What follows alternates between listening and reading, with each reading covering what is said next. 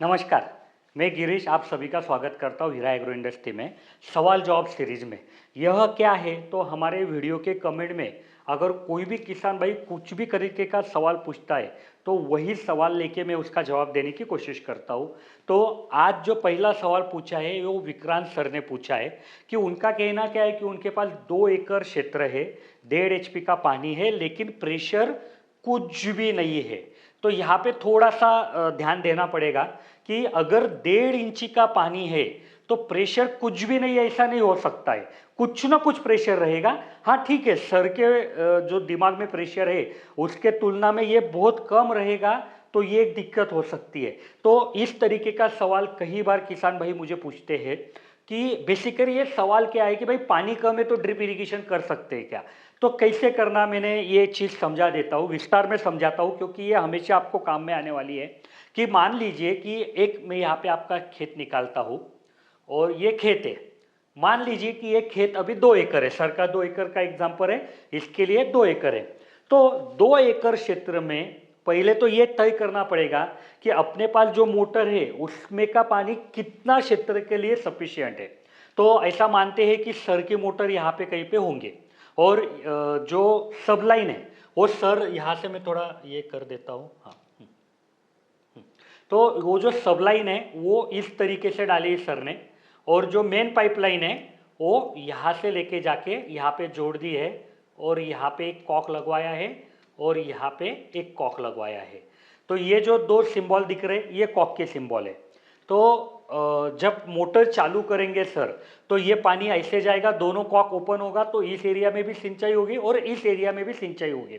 लेकिन इसका कैसे करना चाहिए कि सर ने अगर पहले यहाँ पे कुछ बाईपास निकाल के रखना चाहिए और पहले बाईपास पूरा चालू करना जब भी पहली दफ़ा आप ड्रिप करेंगे, और पहले ये चेक करना कि पानी बराबर हो रहा है क्या। अगर बाईपास खुला है तो पानी बराबर होगा ही नहीं, फिर बाईपास बंद करेंगे। ये ऐसा क्यों करना कि अगर कोई किसान भाई के पास ज़्यादा पानी है तो भी फिर यही तरीके से वो ज़्यादा पानी होते समय कम क्षेत्र में कैसे ड्रिप करना ये भी कर पाएगा। अगर मान लीजिए आधा बाईपास होने के बाद, आधा बाईपास बंद करने के बाद भी यहाँ पे पूरा क्षेत्र बराबर हो रहा है तो किसान भाई का क्या मतलब हुआ कि आधा पानी सर के पास एक्स्ट्रा है, लेकिन यहाँ पे परिस्थिति उल्टी है, सर के पास पानी कम है। तो ऐसा मानते हैं कि बाईपास पूरा बंद हो गया और फिर यहाँ पे देखा तो 2 एकड़ को अगर सफिशियंट पानी हो रहा है, सब जगह एक जैसा पानी गिर रहा है तो फिर प्रॉपर है, कोई दिक्कत नहीं है। लेकिन मानिए कि नहीं गिर रहा है, कहीं पे पानी ज़्यादा गिर रहा है, कहीं पे पानी कम गिर रहा है, या जो प्रेशर हमने बोला है कि ड्रिप के लिए 1 से 1.5 kg का प्रेशर चाहिए वो बराबर नहीं आ रहा है सब जगह। तो क्या करना पड़ेगा कि ये जो एक कॉक है ये बंद करेंगे सर पहले, और 1 एकड़, अभी 2 एकड़ में से 1 एकड़ बंद हुआ तो पहले 1 एकड़ को सिंचाई करेंगे। अगर तब भी पानी पूरा नहीं हो रहा है तो फिर सर को और कॉक डालना पड़ेगा, आधा आधा एकड़ के कॉक बनाने पड़ेंगे। आधा एकड़ पे 100 में के 99.99 लोगों का सक्सेस हो जाता है, पानी कितना भी कम रहेगा तो उस हिसाब से प्लान करना चाहिए। तो कम पानी में भी आप इस तरीके से ड्रिप करेंगे तो आपका काम हो जाएगा। तो अगला सवाल लेते हैं आज का। साहेबराव सर ने ये पूछा है की नदी, मराठी में मैं पढ़ रहता हूँ पहले, नदीवर मोटर बसवल्यावर फिल्टर कोणते बसवावं लागेल। सर का सवाल ऐसा है कि उनके पास जो नदियाँ है उसके ऊपर सर ने मोटर बैठाई है और शायद सर को ड्रिप वगैरह करना होगा तभी तो फिल्टर का जिक्र कर रहे हैं सर। तो फिल्टर कौन सा बैठाया जाए।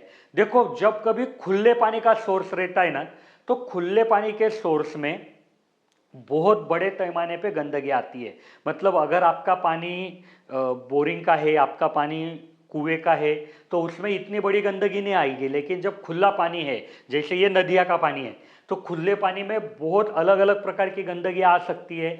पानी हमेशा हवा के संपर्क में रहता है, इसके लिए वहाँ पे काई भी बड़े पैमाने पे बन सकती है या आजू बाजू से भी बड़ी गंदगी आ सकती है। तो वहाँ पे अगर वैसे गंदगी आ रही है तो किसान भाइयों ने सैंड फिल्टर पहले बैठाना चाहिए, और सैंड फिल्टर के बाद कोई भी स्क्रीन फिल्टर या डिस्क फिल्टर बैठा के वो सिस्टम पूरी होती है।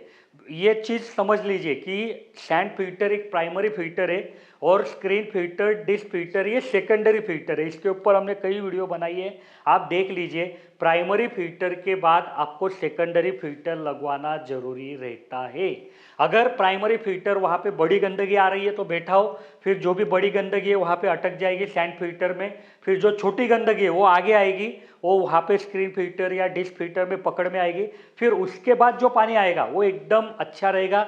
वो पानी आप आपके स्प्रिंकलर को यूज़ कर सकते हैं, आपके ड्रिप को यूज़ कर सकते हैं, आपको कोई दिक्कत आएगी नहीं। इसके बारे में और ज़्यादा जानकारी चाहिए तो मैंने ऑलरेडी कई सारी वीडियो बना के रखी है कि भाई सैंड फिल्टर क्या, शंकु फिल्टर क्या, screen filter, disc filter, semi automatic screen filter, semi automatic disc filter, तो आप वो वीडियो देख लीजिए, आपको पता चल जाएगा। अगला सवाल लेते हैं अभी। नवनह शिंदे सर, शेततळ्यातील पाण्याचा वापर करून ड्रिपसाठी कोणतं फिल्टर वापरावं, 3 HP मोटर है। देखो सर का क्या है कि खेत तालाब है, जो आर्टिफिशियल तालाब बनाते हैं ना खेत में, वैसा खेत तालाब है।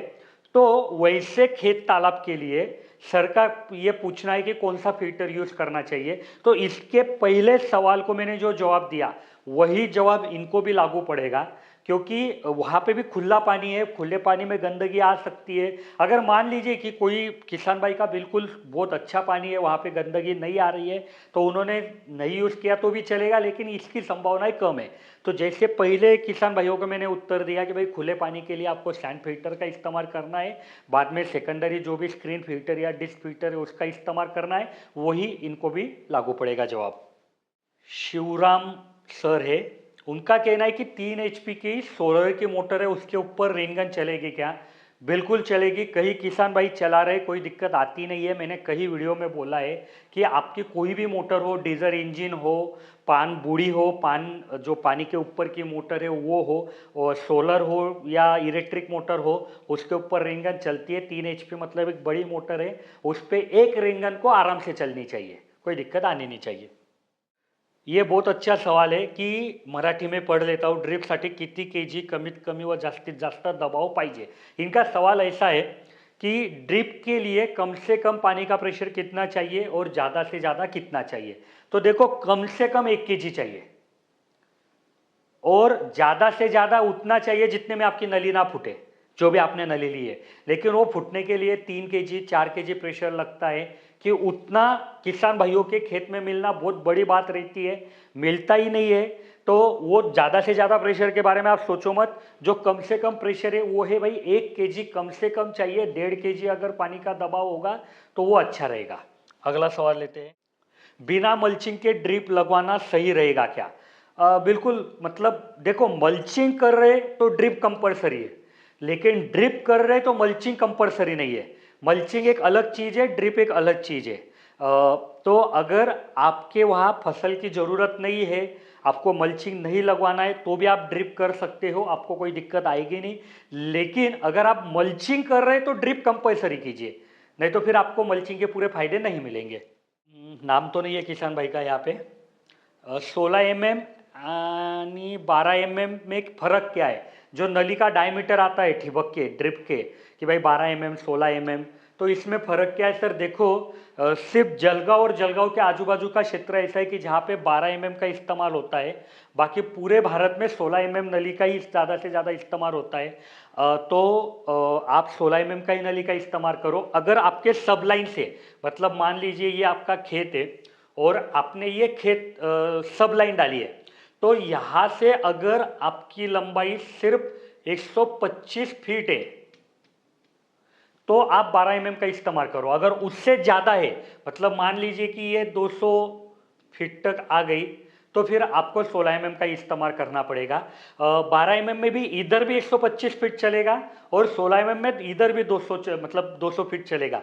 लेकिन कोई किसान भाई बोलेगा कि नहीं भैया मेरा तो यहाँ से फिर 300 फीट है, बीच में सब लाइन ना डालते हुए मैं यहाँ पे सब लाइन डाल दूँ तो चलेगा क्या? तो नहीं चलेगा। देखो सब लाइन के दोनों बाजू में 200 फीट अंतर है, तो आप 16 mm इस्तेमाल कर सकते हो। अगर वो 125 फीट तक है तो आप 12 mm इस्तेमाल कर सकते हो। लेकिन जितना मेरा अनुभव है तो बाकी एरिया में 12 mm की फिटिंग वगैरह मिलती नहीं है, तो आप 16 mm का इस्तेमाल करो। अगर जलगांव के आजू बाजू वाला कोई किसान है तो वो 12 mm का इस्तेमाल कर पाएंगे, कोई दिक्कत नहीं आएगी। ये देखो, ये बहुत इंटरेस्टिंग सवाल है, लेकिन इसका जवाब मैं इस वीडियो में नहीं दे पाऊंगा। सवाल क्या है पहिले पढ़ लेता हूं आपके लिए। सर, मला नदीवरून 4 किलोमीटर पाइपलाइन करायची आहे, किती इंची पाइपलाइन करायची? सर का सवाल क्या है कि नदियों से, नदी जो नदियाँ है दूर पे 4 किलोमीटर पे उनसे खेत से, तो वहां से खेत तक पानी लेके आना है। तो ये पाइपलाइन कितनी इंची की रहेगी? तो इसका जवाब मैं इस वीडियो में नहीं दूंगा, लेकिन इसके ऊपर मैं एक बड़ी वीडियो बना रहा हूँ कि कैसे सोचना रहता है। पहले मोटर सिलेक्शन करना रहता है, और मोटर सिलेक्शन के बाद पाइप सिलेक्शन रहता है। तो वो वीडियो के इंतजार में आप रहिए, उस वीडियो में मैं इसका जवाब डिटेल में दूंगा, क्योंकि एक बड़ा टॉपिक है। ये समझाते समझाते मुझे कम से कम 20-25 मिनट लग जाएंगे, और फिर ये वीडियो बड़ी बन जाएगी। अगला कुछ सवाल है क्या, देख लेते हैं। चलो, आज के सवाल खत्म हो गए। अगर आपके मन में भी ऐसे ही कोई सवाल है तो आप कमेंट में पूछिए, मैं उसका जवाब इसी प्रकार से देने की कोशिश करूंगा। और अगर आपको लगता है कि हमारे जो इंजीनियर है, जो सुबह 8 से शाम 6 बजे तक अवेलेबल रहते हैं, वो आपके जवाब दे पाएंगे, तो आप उनको भी कॉल कर पाएंगे। उनके नंबर यहाँ पे मैंने दिए हैं, आप उनसे भी बात कीजिए, कोई दिक्कत आपको आएगी नहीं। इसी के साथ यह वीडियो में ख़त्म करता हूँ। धन्यवाद।